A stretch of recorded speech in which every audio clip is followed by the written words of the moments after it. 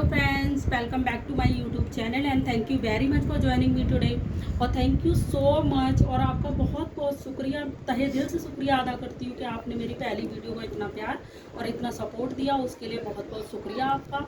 और मैं आशा करती हूँ कि आप मेरी आने वाली सभी वीडियो को इतना प्यार और सपोर्ट देंगे।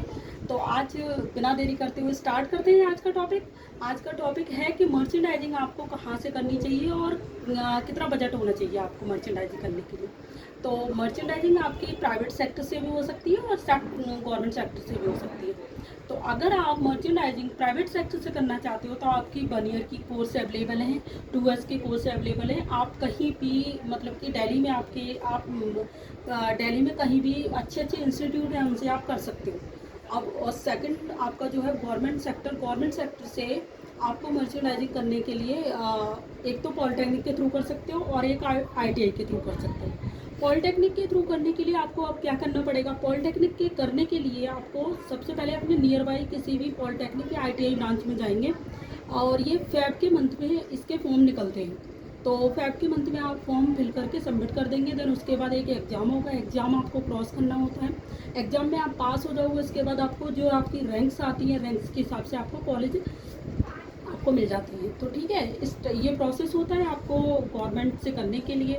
अब देख लेते हैं कि इसमें आपका खर्चा कितना होगा। तो प्राइवेट सेक्टर से अगर आप करना चाहते हो तो आपका 1 ईयर का कोर्स मैक्सिमम 2 से 3 लाख के अंदर अंदर आपका हो जाएगा।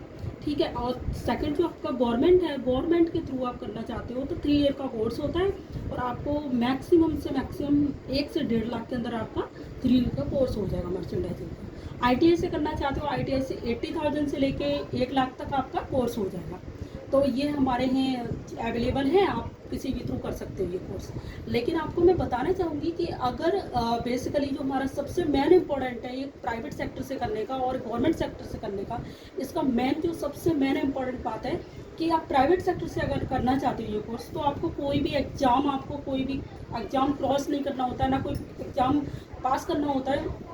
उसमें आप डायरेक्ट जाके किसी भी कॉलेज में, इंस्टीट्यूट में जाके आप अपना एडमिशन ले सकते हैं और आप अपना कोर्स कर सकते हैं। लेकिन सबसे मेन जो बात है वो आपकी गवर्नमेंट सेक्टर से अगर आपको पॉलिटेक्निक करना है तो सबसे पहले आपको इसको फॉर्म फिल करने के बाद एक एग्ज़ाम होता है, इसका रिटन एग्ज़ाम होता है। उस एग्ज़ाम को आपको क्रॉस करना, पास करना बहुत इंपॉर्टेंट है।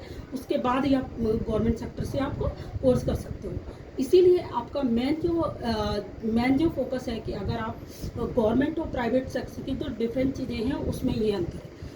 वो आपको डिपेंड करता है कि आपका पॉकेट क्या अलाउ करता है, आप कितनी एबिलिटी है आपके अंदर, ये आप पर डिपेंड करता है। तो मैं आपसे जानना चाहूँगी और मैं आशा करती हूँ कि आप मुझे बताएंगे कि आपको आज मेरी ये पहली वाली वीडियो जो मैंने आपको अब तक पहुँचाई है, मेरी इंफॉर्मेशन, मेरी नॉलेज कहाँ तक आपको नॉलेजेबल लगी और आपको कितना मतलब इफेक्ट करा, तो मैं जानना चाहूँगी। इसके लिए बहुत बहुत शुक्रिया। और अगर मेरी वीडियो आपको अच्छी लगी हो तो आप कमेंट करें, लाइक करें, शेयर करें और सब्सक्राइब करें मेरे चैनल को।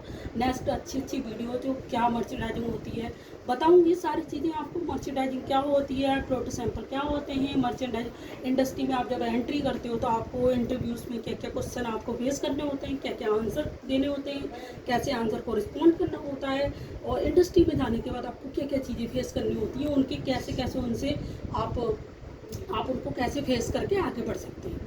तो सारी चीज़ें की अपडेट लेने के लिए और अपडेट जानने के लिए मेरी वीडियो को अच्छे से देखने के लिए आप मेरे चैनल को सब्सक्राइब करें।